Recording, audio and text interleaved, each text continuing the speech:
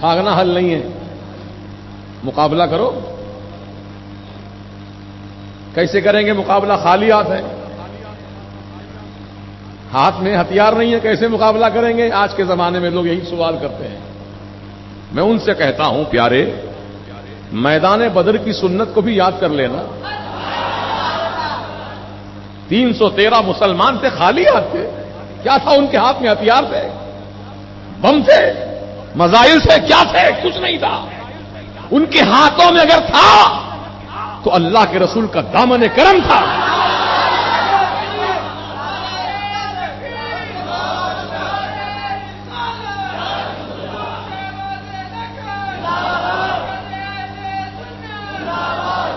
اللہ کے رسول کا دامن کرم تھا ان کے ہاتھ، مضبوطی سے پکڑے رہے۔ میدان بدر میں گئے چل کر،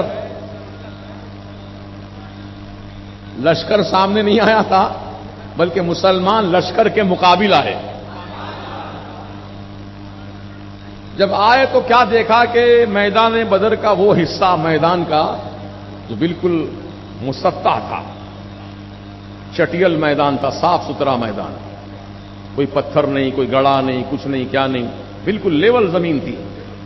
تو ابو جہل پہلے ہی آ گیا تھا اپنی جماعت کو لے کر، اس میدان پہ وہ قبضہ کر لیا۔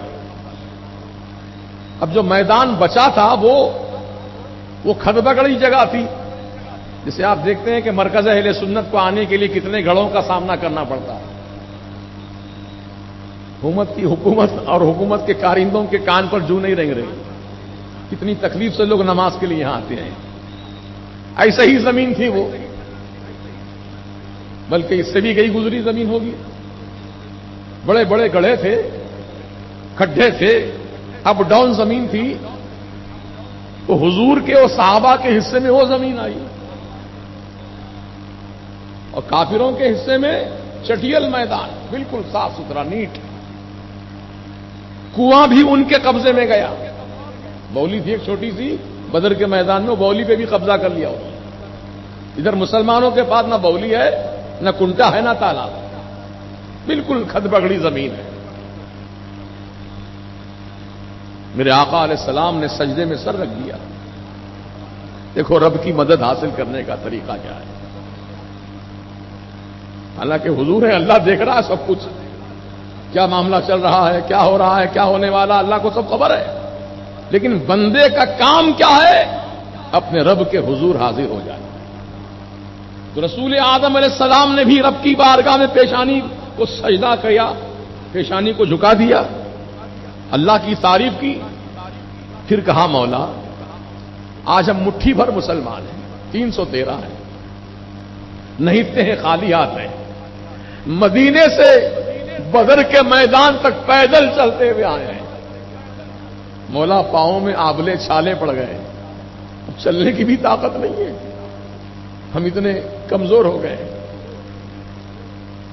آپ کو معلوم ہونا چاہیے مدینہ شریف سے بدر کا میدان 220 کلومیٹر کے فاصلے پر ہے، لکھے نہیں ہے مدینہ شریف کو۔ 220 کلومیٹر کا راستہ جب چلیں گے تب میدان بدر آئے گا۔ تو اس دور میں نہ راستے بنے تھے، نہ ہی کوئی سہولتیں تھیں، وہ پہاڑ ہی پہاڑ ہے، ہر طرف پہاڑ ہے۔ تو پہاڑ چڑھنا، پھر پہاڑ اترنا، پھر دوسرا پہاڑ چڑھنا، پھر اترنا، اس طریقے سے 220 کلومیٹر کا راستہ آج کے حساب سے طے کر کے صحابہ پیدل چلتے ہوئے میدان بدر میں پہنچے۔ حضور نے دعا فرمائی، اے اللہ آج ہماری مدد فرما، تیری مدد کی ضرورت ہے۔ اللہ کی رحمت کو جوش آیا، اللہ پاک نے اپنے محبوب کی دعا قبول فرما لی۔ دعا مکمل ہوتے ہی ایسی زوردار بارش ہوئی، اللہ اکبر۔ اسی لیے بزرگان دین فرماتے ہیں کہ نیک کام کے وقت، اچھے عمل کے وقت بارش ہو جائے تو سمجھو عمل اللہ کی بارگاہ میں مقبول ہے۔ بارش کا برسنا، رحمت کا آنا اچھی علامت ہے۔ تو حضور پاک علیہ الصلوۃ والسلام دعا سے فارغ ہوئے کہ بارش کا سلسلہ شروع ہو گیا۔ اتنی زوردار بارش ہوئی کہ جو کھدبگڑی زمین تھی وہ صحابہ کے چلنے پھرنے سے لیول ہو گئی،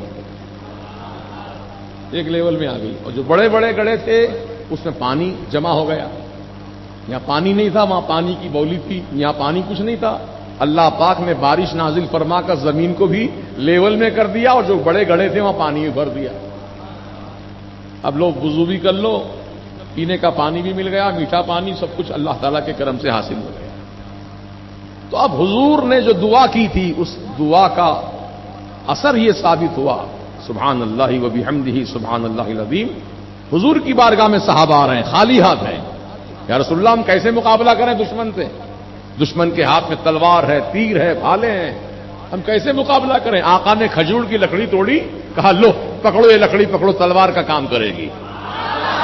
اللہ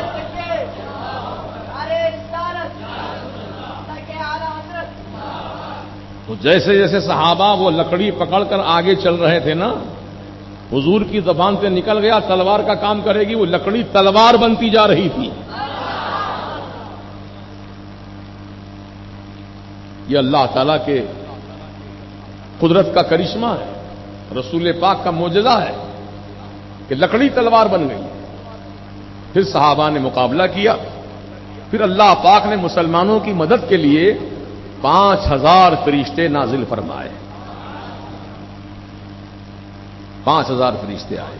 313 مسلمانوں کی تائید کے لیے، مدد کے لیے کتنے آئے؟ 5000 فرشتے آئے۔ کہ وہ فرشتے صحابہ کرام کے شانہ بشانہ ہو کر نظر نہیں آتے تھے کسی کو، لیکن تھے موجود، اور صحابہ حملہ کرنے سے پہلے ہی وہ فرشتے حملہ کر کے ختم کر دیتے تھے کافر کو۔ ایسی مدد ہوئی۔ کئی کافر مارے گئے، کئی کافر میدان چھوڑ کے بھاگ گئے، جو لائے تھے سب مال مسلمانوں کے ہاتھ لگ گیا، مال غنیمت۔ تو کہنے کا مطلب یہ ہے کہ مسلمان خالی ہاتھ بھی مقابلہ کیے ہیں، یہ کہ نہیں کیے؟ بولو، آج یہی رونا روتے ہیں مسلمانوں کے پاس کیا ہے، خالی ہاتھ ہیں ہم۔ ارے خالی ہاتھ نہیں ہے تمہارے ہاتھ میں رسول پاک کا دامن کرم ہے، تمہارے سر پہ غوث اعظم کا سایہ عاطفت ہے، سرکار غریب نواز کی نگری میں رہنے والے ہو، سرکار غریب نواز کی دعائیں ہمارے ساتھ ہیں، بشرطے کہ مانے نہ ان کو ماننے والے کے لیے سب کچھ ہے۔ جو نہیں مانتا،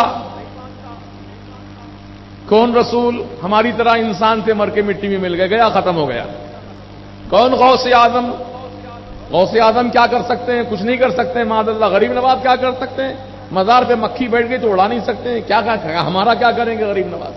جو ایسا عقیدہ رکھے اس کے لیے کچھ نہیں ہے، اور جو مسلمان یہ عقیدہ رکھے کہ میرے آقا ہیں تو مدینے میں، لیکن میرے سرکار کی حکومت پوری کائنات میں ہے۔ اس لیے میرے اعلی حضرت نے کیا عقیدہ ہم کو سکھایا؟ خالق کل نے آپ کو مالک کل بنا دیا۔ یا رسول اللہ، دونوں جہاں ہیں آپ کے قبضہ و اختیار میں۔